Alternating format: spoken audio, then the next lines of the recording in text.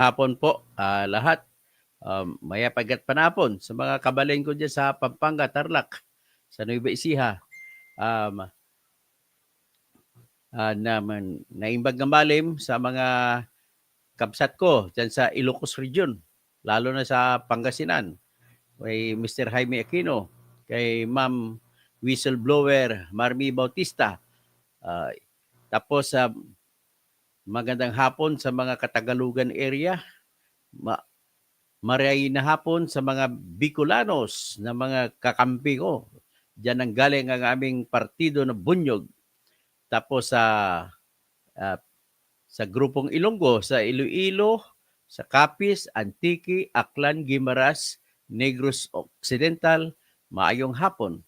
Sa mga Cebuano speaking places, sa Negros Oriental, Siquijor, Bohol, Cebu, Northern Mindanao, Agusan, Lanao, Misamis, Occidental at Oriental, sa Agusan del Sur at del Norte at sa Davao Region, at saka doon sa banda sa Zamboanga, Zibugay, Zamboanga del Norte, Zamboanga del Sur, maayong hapon kaninyong tanan. Sa Zamboanga City at saka Basilan, yung mga marami dyan sa Isabela at saka sa Lamitan, buenas tardes a todos, a señores, a señoras, a damas, a dinoches, a damas, guerreros. Okay. So sa mga Maranao at Maguindanao, mapiyag mahapon kaninyong tanan sa mga tausog marayaw na hapon. Sa mga Surigao noon, maradyaw na hapon sa inyong rot. At sa mga Ilonggo diyan sa Barm, sa Sultan Kudarat, sa Maguindanao, sa Cotabato City, sa North Cotabato, sa South Cotabato, sa Sarangani, General Santos City, Coronadal, at Kidapawan City, maayong hapon sa inyong gitanan. O sa inyong lahat, ito po ang atin. Inaalay ko lang po yung dalawang magaling na babae na minahal ko sa buhay ko. Ang isa dito ay si Mercy Sunot na paborito kong singer ng Aegis. So namatay siya dahil sa cancer. Siya po ay sumikat galing po sa Misamis Occidental. Siya ay, kung hindi ako nagkamali, galing po siya Osamis, kagaya rin ng pinanggalingan ng lugar ni Sofronio Vasquez na nanalo doon sa The Voice America. So tapos, siyempre, kilala siya doon sa Cagayan de Oro, which is sakop naman ng Misamis Oriental, at naging all-women band siya doon sa Japan bago nabuo yung tinatawag na banda na Aegis. Ang Aegis ay kasama dyan yung isang lalaki na waray at yung composer ng mga kanta, mga luha, pero siyempre lalaki siya, sumikat siya sa panahon ni Mercy Sunot. At sa kay Mercy Sunot naman, ang kanta naman na binuo o kinumpos ng aking partner na si Attorney Danilo Pilayo, isang Bicolano na taga-Naga, ay siya po ang nag-compose ng kanta na sayang talaga. Yun, pinasikat dati ang unang kumanta talaga niyan ay si Joseph Sipcon ng kanyang banda, ng banda ni Attorney Pilayo na Prism Band.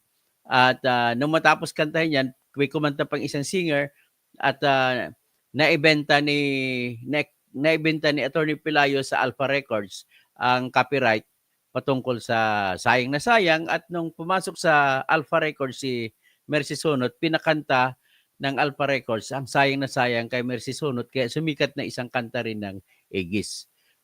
Ganon do kagaling si Mercy Sunot, no? Nagsimula siya diyan sa may Makati pag binumating siya sa Manila. Naalala ko yung kwento ni Kwan. Nabasa ko yung kwento ni Christy per minute na lagi siyang gabi-gabi nakikinig kay Mercy Sunot. Ang galing naman talaga, power singer siya. At hanggang sa sumikat siya, at sa ngayon ay nakakalungkot, bata pa siya, mga 40 plus pa lang siya, early 40s, bago siya binawian ng buhay ng dahil lamang sa concert. So ito naman, ang akin namang kapatid ay her story started long with her si beauty pageant, talaga siya, beauty and brain siya. Sa Coronadal National Comprehensive High School, nagiging Miss Kiinchiches yan. At nagiging lakambini ng Coronadal at saka South Cotabato din yan. Tapos dahil sa scholar siya, state scholar siya, nag-aral siya sa Mindanao State University, Marawi. At doon sa Marawi, contest din siya sa Miss University sa MSU Marawi. Ay magandang umaga po, paring Brendo Makapas, saka si Hermes Pulyoso. At nung umalis siya sa MSU Marawi, hindi pa siya nakatapos, lumipat siya ng school, pero bago yan, sumali muna siya sa Miss Iligan, first runner-up siya sa Miss Iligan. At lumipat siya doon, bumalik siya sa South Cotabato, doon siya nagtapos ng pag-aaral sa kanya sa Notre Dame University, Notre Dame of Marble University. At doon nga, naging lakambini ng Coronadal at lakambini ng South Cotabato siya. She never tried entering Binibining Pilipinas pageant. So nevertheless, ang talento po ng kapatid ko hindi lang po mautak, hindi lang po siya bright, kundi singer din siya at nagsimula yung kanyang singing career nung kinuha siya na membro o kasapi ng all-women band na nag-tour sa Thailand, nagpaikot-ikot sa Southeast Asia at hanggang sa nakasama diyan si Chari, yung kasama niya na naging singer din, dalawa silang lead vocalist. Lahat sila mga band drummer nila, guitarist ay puro babae sila at hanggang sa sumikat din siya doon sa UAE, sa Dubai. So ngayon, nang bumalik na siya sa Pilipinas ay bumalik din siya ulit sa Palau kung saan siya ay nagiging administrative officer ng Daewoo. At ang inaasikaso naman yan, pagmamanage sa mga tao na kinukuha na sa Daewoo Construction na nagtayo ng lahat ng kalsada sa buong Palau. So yan po ang buhay niya bago bumalik siya at nagiging radio broadcaster sa Radyo Rapido at sumikat siya sa Radyo Rapido at tumakbo siya sa pagka-board member, nanalo siya dahil sa kanyang kasikatan.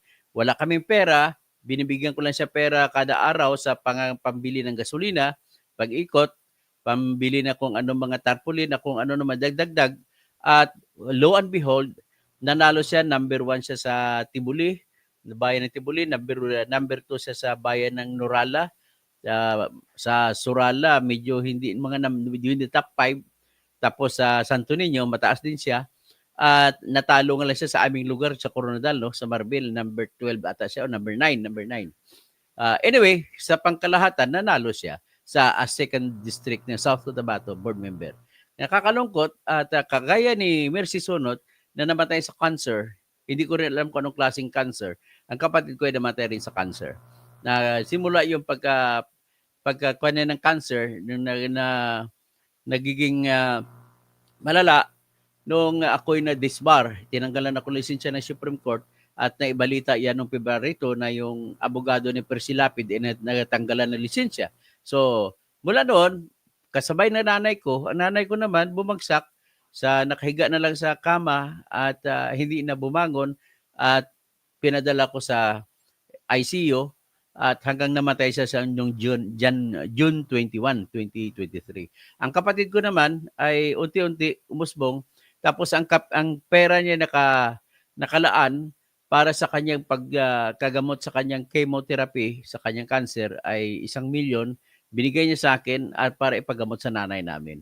Sad to say, nauna siya namatay ang kapatid ko noong June 10, 2023 at June 21, 2023 nalaman ata ng nanay ko na namatay ang kanyang pinakamatandang anak na babae, namatay na rin sila.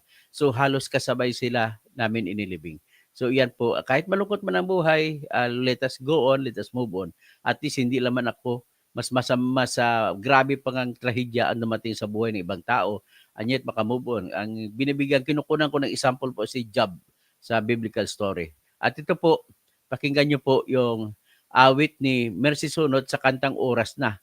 Ang kapatid ko rin babae, one of her last songs ay Oras Na rin ang kinanta niya na nagkanta kami, pumunta kami sa Bulacan, sa Pulilan, Bulacan, ay kung saan may kausap ako ng mga kliyente at siya ay kumanta rin doon. Ito yung panghuling kanta niya, nagsama kami. Nag-duet pa kami nga dyan, pero may isang kanta siya na kinanta, Oras Na rin. So what a coincidence na yung kanta ni Mercy Sunot na cancer victim ay Oras Na. Ang kanta rin ng kapatid ko na bago siya matay ay Oras Na pa rin. So, pakinggan niyo po natin ito. Ulit. Landas na puso mo, oras na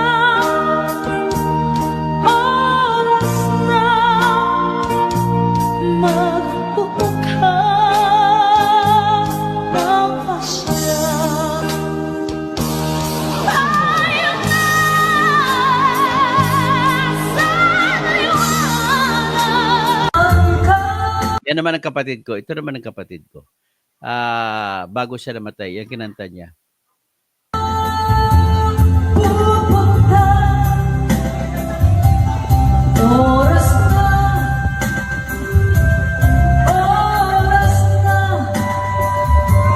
mag-iba ka ng landas.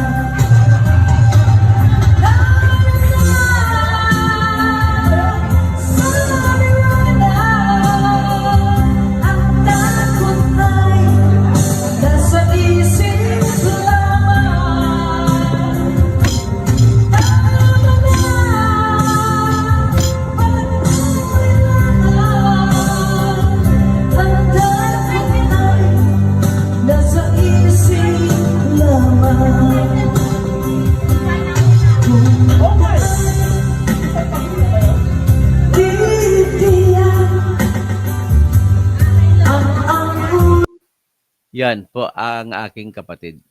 At least, senior ko lang sa inyo. These griefs, these tragedies cannot stop me from moving forward. At pinaka-importante po sa akin sa ngayon ay yung bayan natin, Pilipinas. Siyempre, tayo naman lahat mamamatay. Pero but then, we have to live the longest as we can in order to give the biggest contribution as we can to our country. So, shout out na lang. Salamat sa mga pagdalamhati ninyo. Charlie Whiskey, Pastor Rodi Rabi, pagkatapos si Marilo Fabian, at tapos sa Pastor Charlie Whiskey, Manong Ray-Ban Channel, no? At tapos si Wonder Mike, Sunny Aviso, Carl Maxshort, si Bogart Arsiaga, Pilor Sagana, tapos Crispin Rivera, ang husay po ng paliwanag ni Attorney Harold Despicio kina Attorney Lacson kay Prof. Cielo. Tapos Good Noon Sir Toto, sabi ni Gia. Tapos si paring Brendo Macapas, mabuhay ka, Atty. Toto. Hermes Polioso, magandang hapon. Okay, ang sunod kong itiyekuan in 15 minutes, i-discuss ko po, ipapresent ko sa inyo, napakahusay po talaga ni Atty. Harold Despicio. Tama po si, sino ba nang sabi kanina? Si Bogart Arsiaga pa, sindali hindi si Crispin Rivera, si Mayap, agad pa na po, no? Ang husay po ipapakita ko na ngayon sa inyo mamaya after 15 minutes, no? Pag out na tayo ngayon. Si Aris Mac, Leo Dulnuan, God bless, no? Okay, hanggang dyan lang muna tayo at ipapresent ko po in 15 minutes. Bubuksan nyo uli at ipapresent ko po si Harold Despicio. Yan po, napakagaling ng paliwanag kung paano madaya. Hindi paano dayain, kundi paano madaya ang ating makina, ang ating eleksyon. Kaya napakaluko talaga to si Pastor Rodi. Sana kunin na ni Jesus Christ si George Erwin Garcia, kinasuhan pa ng kasong violation of fake news daw sa Article 154 na isang obscure na batas sa Revised Penal Code. Kakasuhan niya kinasuhan na si Attorney Harry Respicio. Let us rally around Attorney Respicio. Napakatalinong bata pang abogado, magaling na abogado. Pagkatapos ay kakasuhan pa na disbarment. Ay kasuhan pa lang kasi siya CPA, ako naman engineer. Kasuhan man daw siya sa PRC patanggalan ng lisensya ng CPA. Ano naman kinalaman ng pag-CPA dyan sa eleksyon na yan? Tapos kakasuhan din daw siya ng disqualification. Ako na disqualify na ko, siya naman kasunod. So anyway, that is not important. What is important is the end. Can we succeed in the end? Yan, gano'n lang po kasimple. At mabuhay po sa inyo lahat.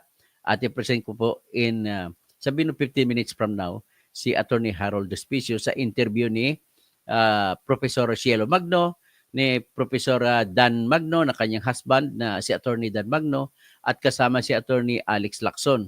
Hindi na rin ata tumakbong pagkasenador si Alex Lacson. Nagsasawa na rin ata pero his is my adoration sa kanilang lahat. Okay, itong mga tao kasi matino, hindi nagnanakaw. Kagaya kay Attorney Harold Espicio, I see in him the sense of honesty and integrity. Willio, Marilo Fabian, Charlie Whiskey, madilang to make sure walang dayang eleksyon. Raymond Gerimia, okay, Brogel PGBI, isang mapayapang hapon sa Sabado sa inyong lahat. Okay, George Tresmaria, sabi niya, George, bakit hindi harapin ni Garcia si Atty. Respicio? Okay, hinahamon ko na ako na mismo maghamon kay George Gerwin Garcia, magdebate kami kahit anong topic. Yun lang hinamon ko dyan. Raymond Gremia, sige. Over and out po. At sana ay nandiyan kayo sa piling ng Panginoon Mercy Sonot na paborito kong singer at saka yung aking kapatid na si Ratrat Bing Lindel Kausing, board member po siya ng South Cotabato Bagus nung namatay siya. Yan lang po at maraming salamat po. Aris Mac.